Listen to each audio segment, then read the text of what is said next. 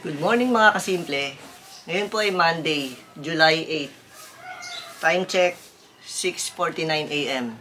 At ito na po yung ating EcoFlow River 2 Pro. I-unbox po ulit natin mga kasimple. Samahan niyo po ako.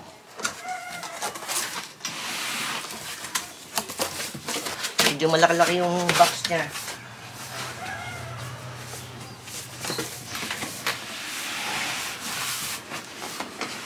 Ito po yung kanyang box mga kasimple. Tanggalin na natin yung unit.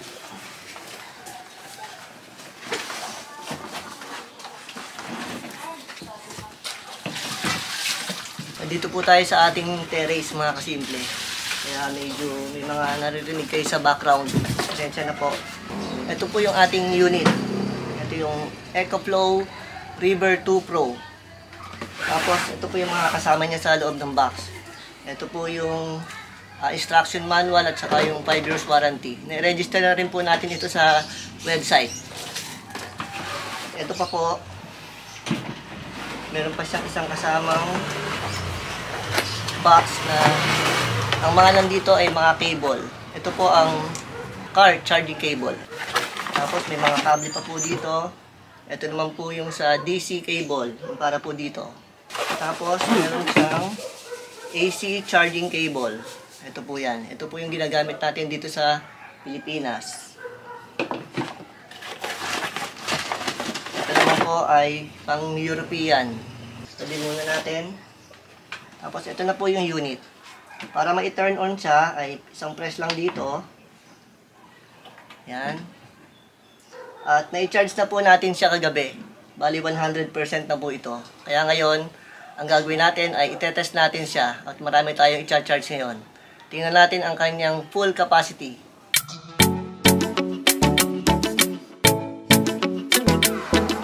Para ma-on siya ay isang press lang. Yan po, kung makikita nyo ay 100% po siya kasi na-charge na po yan natin kagabi. At ito yung ating resibo. Na-purchase po natin to sa Tech Pro dito sa Mainu Valley ng 34,590 at meron po siyang kasamang free na Jinko 100 watts rigid solar panel. Ito po yung free na Jinko 100 watts rigid solar panel mga kasimple. Hindi muna natin siya i-unbox kasi hindi pa naman natin siya gagamitin ngayon. Hayaan lang muna natin dyan mga kasimple. Pero ibababa natin mamaya. Nandito pa kasi siya sa kotse. Hindi pa natin binaba kagabi. Balik po tayo dito sa ating bagong unit na EcoFlow River 2 Pro. Para po ma-turn off yan, ay ito, pipindutin nyo lang to ng medyo matagal. Yan. Tapos, para ma-turn on, katulad kanina, isang pindot lang. 100% pa rin po siya, and as of this time, 99 hours. Pwede siyang magamit kasi wala pa naman naka-attach sa kanyang mga gadgets. Tapos, ito po yung AC. Para ma-on siya, isang pindot lang to. Yan. Tapos kung makikita nyo po banda dito, yan. Kung makikita sa camera, 60 Hz po siya. Pero switchable po siya between 50 and 60 Hz. Tapos ito naman po yung DC output. Yan, pag gagamitin. Ito po yung parang sa kotse. Yung cigarette na port. Yan, pwede po yung saksakan. Tapos ito nga yung DC, yung dalawa. Ito naman pala yung mga USB port. Ito yung USB Type-C, meron siyang isa na 100 watts at meron tatlong USB Type-A. So basically yan po yung kanyang features. Pero bago po natin i-test itong ating bagong EcoFlow River 2 Pro, ay ipe-flex ko lang itong ating dalawang power station. Ito po yung ating una na ginagamit, mga kasimple. Una din natin itong nabili. Ito po yung Tilex. 36,000 mAh po ito. Tapos ito naman po yung Plus Piece. Ayan. Nakikita po niya, Plus Piece yung brand. Ito naman po ay 48,000 mAh. Ito po yung kadalasang nakikita nyo sa ating vlog na dala-dala natin palagi na ginagamit nating pang charge ng ating battery ng camera. Yan po, meron siyang isang AC outlet. Ito, ganun din po. Meron siyang isang AC outlet. Tapos, universal na rin po. Yan, katulad po nito. Universal na rin po siya. Ibig sabihin, kahit ganito, pwede sa kanya. Tapos kahit ganitong plug, ganito, pwede rin po sa kanya. Naka-ready na po yung ating i-charge ng mga gadget dito sa ating EcoFlow River 2 Pro, mga kasimple. Unang-una, itong ating laptop. Kung mapapansin niyo po, ay ayan, low bat na po siya. Tapos, itong ating cellphone, low bat na rin siya. Ayan, 4% na lang. Itong batteries ng ating DJI Air 2 drone, 50% na po siya. Tapos, ito naman po yung battery ng ating DJI Mini 2. 50% din po. Tapos itong ating battery ng GoPro. Yan. Tapos itong battery ng camera natin. So bali ang i-charge po natin ay 1, 2, 3, 4, 5, 6 na gadgets. Pero tatlo lang po itong AC outlet. Kaya tamang-tama po, meron tayong order sa Shopee na kadadating lang. Ito, i-unbox po muna natin ng mabilis.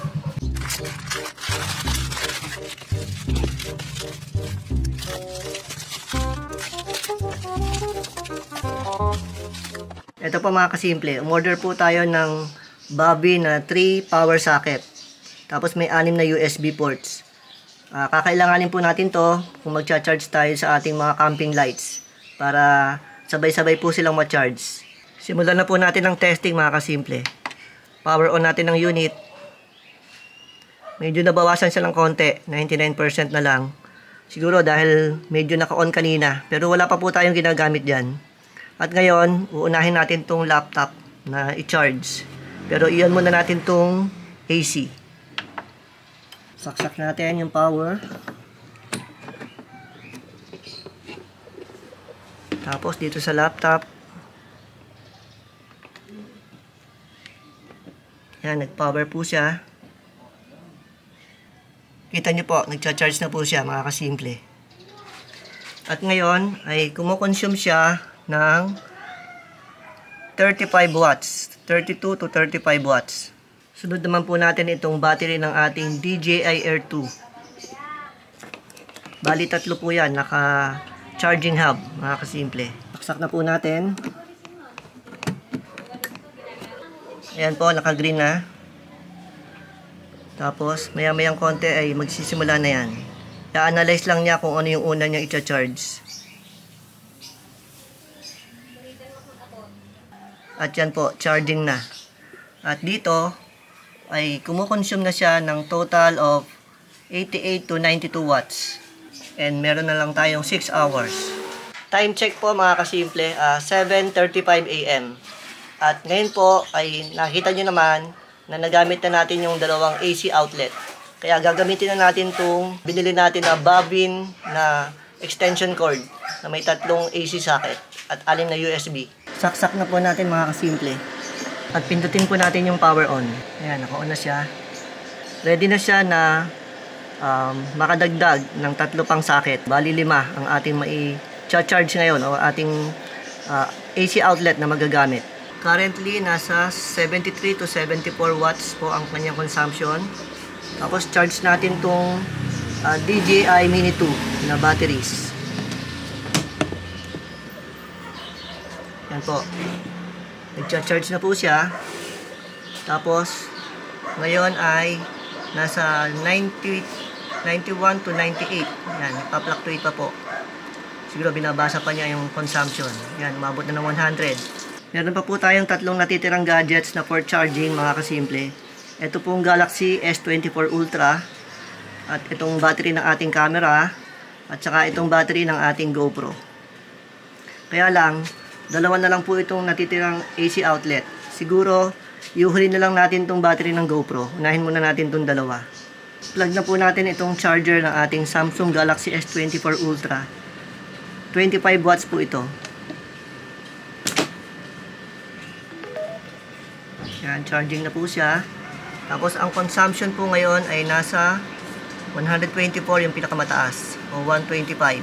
And last po ay itong battery ng ating camera. Plug na rin po natin. Yan, charging na po siya. And right now, 131 ang pinakamataas o 137. Tapos meron na lang siyang 4 hours and 93%. At kung mapapansin nyo po, medyo maingay, umaandar po yung kanyang fan o yung blower.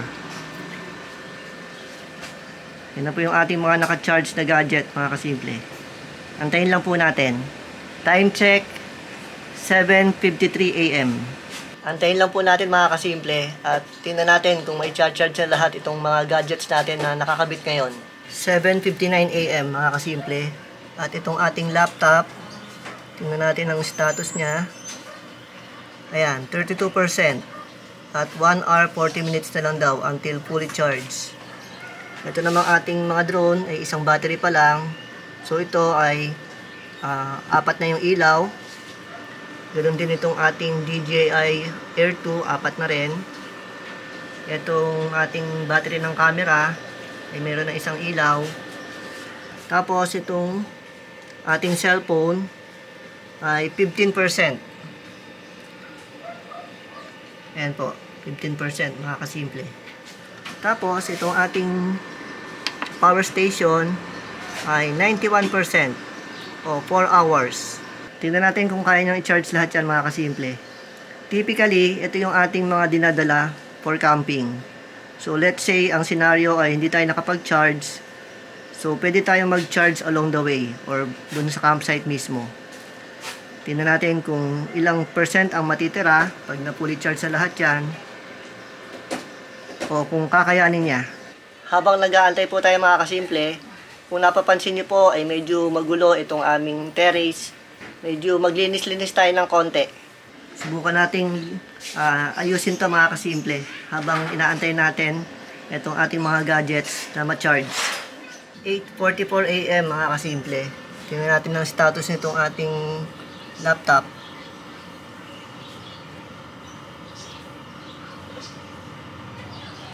%66, 51 minutes. Tapos itong batteries ng ating drone ay charge na yung unang battery. Yung pangalawa ay ito, 3 na ilaw. Ganon din tong sa ating DJI Air 2. Charge na yung una. Yung pangalawa ay 3 na rin ang ilaw. Itong isa ay waiting pa for charging. Tapos itong ating cellphone ay 77%. Ito namang battery ng ating camera ay 2 bars. Yan po, mga kasimple, ang status ng ating mga china-charge na devices. Tapos itong ating power station, ang remaining niya ay 80% and 4 hours. Tapos currently, ang consumption niya ay 127 watts ang pinakamataas. Ito naman po ang status ng ating paglilinis, mga kasimple. Hindi na natin binablog yung paglilinis natin. Pero yan, mula kanina ay medyo nalinis-linis na natin. At patuloy pa rin po tayo habang inaantay natin na ma-charge itong ating mga devices. 1 hour later. Nalinis na po natin tong part na to na maraming kalat kanina, mga kasimple. At yung mesa ay iusod natin dito mamaya. Tapos, ito na yung ating status ngayon. Yung laptop ay 96%. Itong ating cellphone ay fully charged na. So, pwede na natin tanggalin yan. Yung ating drone, itong Mini 2, yung second battery ay almost full na. Ganun din po itong ating DJI Air 2 batteries. Ito namang battery ng ating camera ay pag nawala yung ilaw na yan ay full charge na po yan. Tapos itong ating power station 68%, mga kasimple. Yan, mababa na yung wattage. Kasi pagka malapit nang ma-full charge yung mga batteries ay bumababa na po yung consumption. Mataas lang ang consumption sa umpisa. Kaya kung mapapansin nyo, yung remaining time niya ay umakyat ng 9 hours. And since full charge na po yung ating cellphone, ay pwede na natin i-charge itong battery ng ating GoPro. Saksak na po ulit natin. Yan, i-charge na po siya, mga kasimple. Isang battery lang yung ating sina-charge ngayon. Pero Up to 3 batteries din po to. Telesin yung brand niya. Ayan.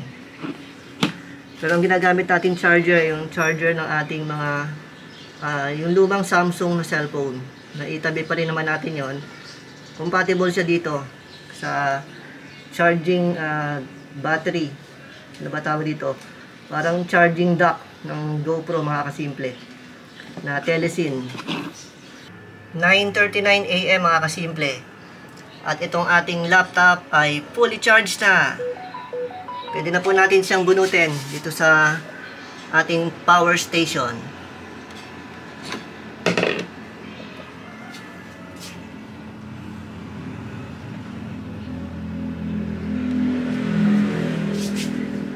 At may nabakante po ulit na isang outlet mga kasimple.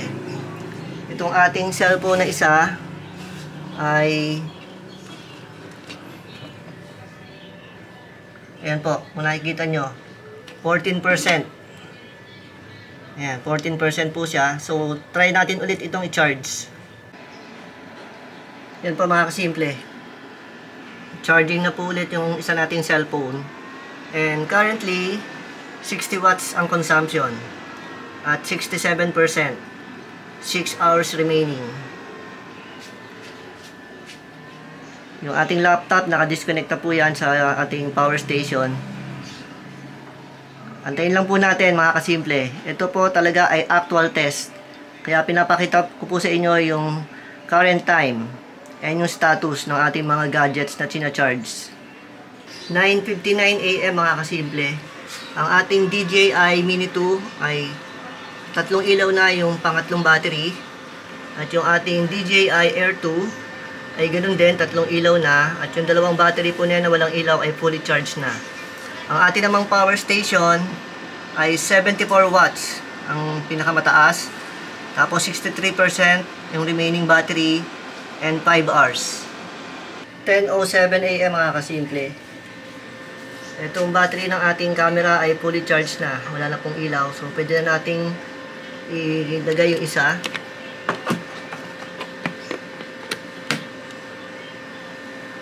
Charging na po ulit siya. Tapos ang ating power station ay yun pa rin. Oh, hindi. Tumaas ng konti. 80 ang pinakamataas na wattage. 81 ngayon. 61% and 4 hours. 10:45 AM mga kasimple. Fully charged na po ang battery ng ating Mini 2. At ang current status ay 20 watts output, 52%, 10 hours. Tanggalin na po natin itong nakaptag na to na para sa Mini 2. Since may isang bakante pong outlet, charge na rin po natin itong ating isang cellphone. Kasi ngayon ay 50% po siya. Kaya saksak po natin yung kanyang charger. And yan po, super fast charging, 48 minutes until full. Ang ating power station, 35 watts, 54%, 7 hours. And ito pong battery ng ating GoPro ay dalawa na ang ilaw. Tapos ito naman po sa DJI Air 2 batteries ay yung isa ay 4 na ang ilaw. At mamayang konti siguro ay full charge na rin po yan. Ito namang battery ng ating camera ay dalawa na ang ilaw. Pangalawang battery po yan na ating sinacharge. Yung isang battery na kacha-charge lang kanina ay nakakabit na po dito sa ating camera. At ito pong isa, ito yung pinagpalitan kanina. Almost empty na rin po to, itong isang battery na to. Kaya pag kaya pa, i-charge din po natin to. A little later. Full charge na rin po ang batteries ng ating DJI Air 2. At ang ating GoPro ay 3 na ang ilaw. Ito naman pong ating isang cellphone ay full charge na rin. Kaya tatanggalin na po natin sa pagkaka-plug. Pati itong DJI Air 2. Yan, mga kasimple. Unti-unti na po nababawasan ang mga sinacharge natin. 11:21 AM mga kasimple. At itong ating cellphone ay 83%. and 31 minutes until full. Ito namang ating GoPro battery ay 3 pa rin ang ilaw, at ang ating battery ng camera ay 2 na ang ilaw. Status ng ating power station, kung mapapansin nyo, ay 0%, ay 0 watts ang output niya, at 51% and 11 hours. Siguro kasi hindi na ganun kalakas ang consumption nitong mga natitirang ating sinacharge. Katulad nito, kasi pagka halos malapit na mag-full ay konti na lang ang wattage na kinakain. Pero ito, tingnan natin mga kasimple, 0 watts ang nakalagay. Dapat sana meron tong at least mga 1, 2, or 3 or even 10 watts na consumption. Pero ayan, kita naman, nakasaksak naman, naka-on naman yung ating extension, pero 0 watts. Obserbahan na lang natin mga kasimple. 10:48 AM mga kasimple, at fully charged na rin po itong ating cellphone. Ito namang sa GoPro ay 4 na ang ilaw, at itong ating battery ng camera ay 3 na. Pag nawala po ang ilaw niyan ay fully charged na. Ito naman po ating power station ay 49% and 16 hours. Tapos naka 0 watts pa rin po. 12:09 PM mga kasimple. At ito po, wala nang ilaw yung ating battery ng camera. Tapos ito namang GoPro ay ganoon pa rin, nag-charge pa rin. Tapos power station natin, 0 watt pa rin yung output. Tapos 48% and 18 hours. Nakadirect na po dito sa power station yung ating charger mga kasimple. Tapos itong isang natitirang battery, ito po ay i-charge na rin natin. Yan. Kung mapapansin nyo po, sa ating power station ay 0% pa rin. 0 watt pa rin ang kanyang ina-output. Pero nagcha-charge po yan, at merong supply po na dumadaloy papunta dito sa ating mga batteries. Kaya lang, siguro very minimal lang talaga yung consumption.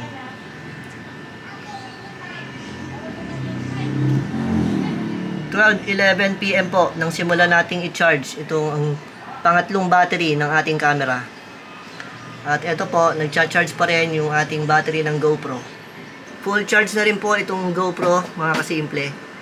At kung napapansin nyo ay nakadirekta na siya sa power station. Minsan kasi namimili itong charger na Telesin, itong charging hub. Gusto niya nakadirekta sa wall socket. Kaya yan, nag full charge na po. At ito na lang ang ating inaantay, yung isang battery ng ating camera. At ito po ang status ng ating power station. 0 watt pa rin po yung binibigay na output, 47% and 15 hours. Yan po. And time check, 12:35 PM. Ito po, inabutan na kami ng lunch time. Kumakain na tong dalawa. Kami rin ni Mami, kakain muna. 1:44 PM mga kasimple. At habang inaantay pa rin natin ma-charge itong battery ng ating camera, ay i-charge natin itong ating iPad.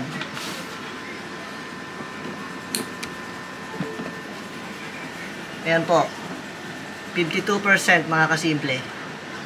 At itong ating power station ay 15 watts, 44% and 9 hours. Antayin lang po natin mga kasimple. 2:31 PM mga kasimple. At kung makikita nyo po ay wala ng light indicator itong battery ng ating camera. So ibig sabihin po niyan ay fully charged na po. And ang ating power station, 0 ang watt output at 40% and 8 hours. Currently po ang ating iPad ay 73%. So antayin lang po nating mapuno ito mga kasimple o ma-full charge. Yung ating oras na binibigay ay maaari po na hindi accurate kasi kung napansin nyo po, meron po tayong ginagawa dito, medyo nalilibang tayo minsan. Pero hindi naman po siya ganun ka late ang ating update. 3:23 PM mga kasimple. 93% na po itong ating iPad. At ang ating power station ay 36%, tapos 9 hours. Ngayon, habang nag-aantay pa rin po tayo, meron pa po tayong ditong pwedeng ma-charge. Itong ating Samsung Galaxy Buds 2 Pro at ito pong ating JBL Flip 6.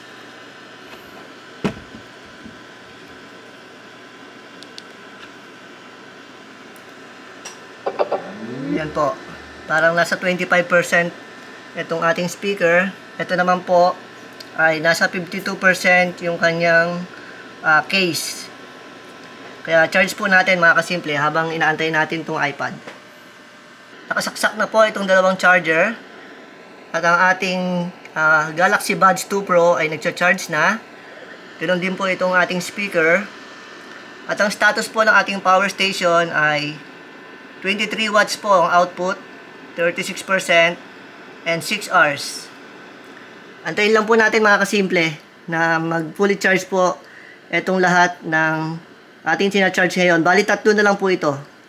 4:05 PM mga kasimple. Fully charge na po itong ating iPad.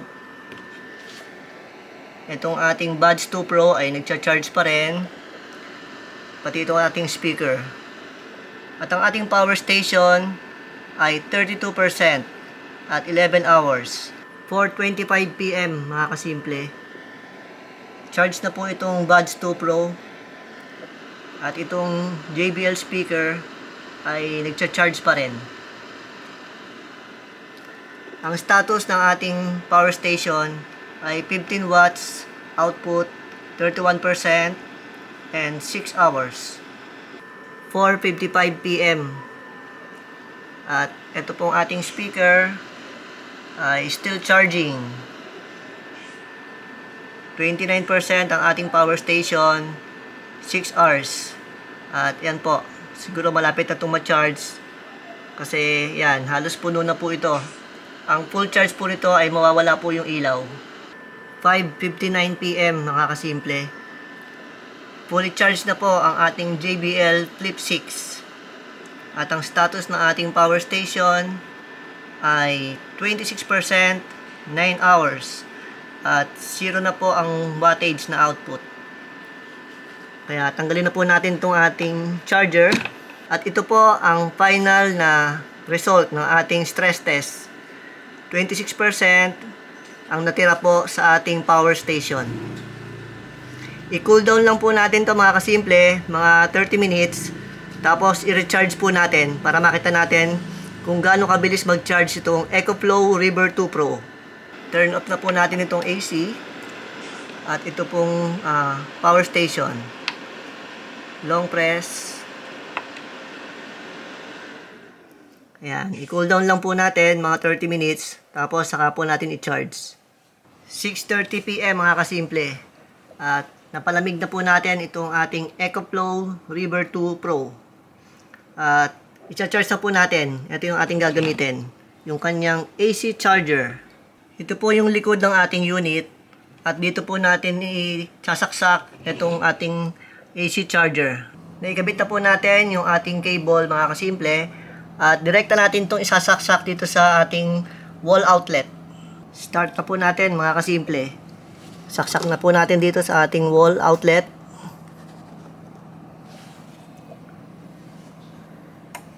Yan, 26% po siya. At start natin itong ating timer.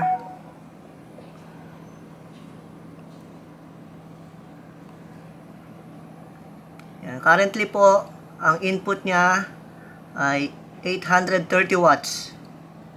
And approximate charging time ay 52 minutes. O, antayin lang po natin mga kasimple. 44 minutes mga kasimple and still charging.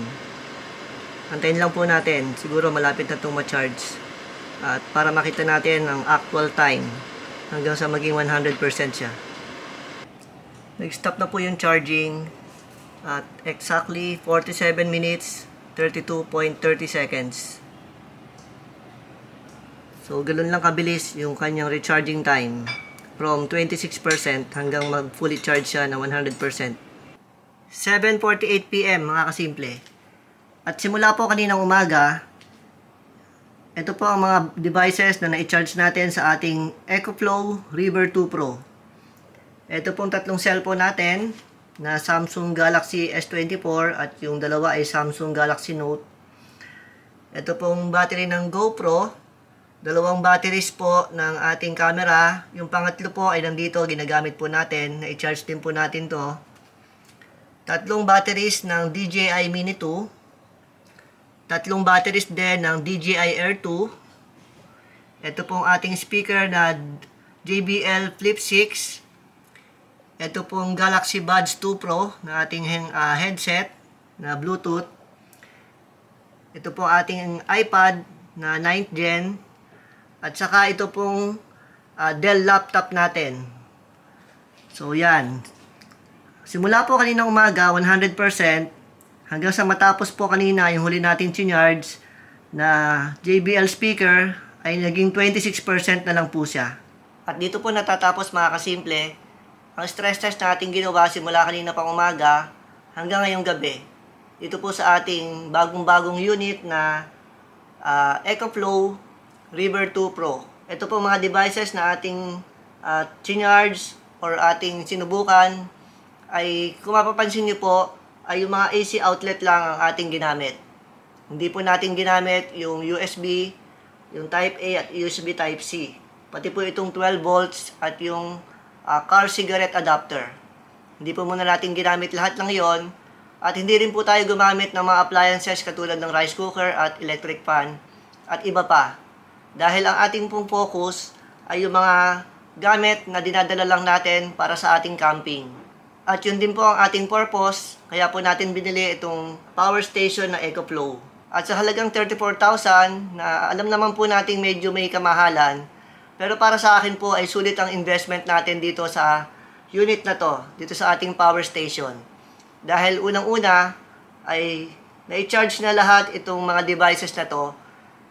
Worst scenario po halimbawa sa ating pagka-camping ay nakalimutan nating mag-charge ng ating mga devices na importante na ating magamit. Katulad nitong camera, nitong drone, nitong laptop. Magiging kampante po tayo pagdala po natin itong ating EcoFlow. Dahil kayang-kaya po niyang supplyan yung ating mga oras na tayo nasa labas. Katulad ng ating camping na halimbawa ay 2 days and 1 night. At pangalawa po, yung kanyang charging time ng mismong unit ay nasa 47 minutes lang. Kaya sulit na sulit po talaga ang ating ininvest dito sa power station na EcoFlow River 2 Pro. At kung umabot po kayo hanggang dito, ay don't forget to hit the subscribe button. Like, comment, and share. Salamat po at pagpalain tayo ng Panginoon.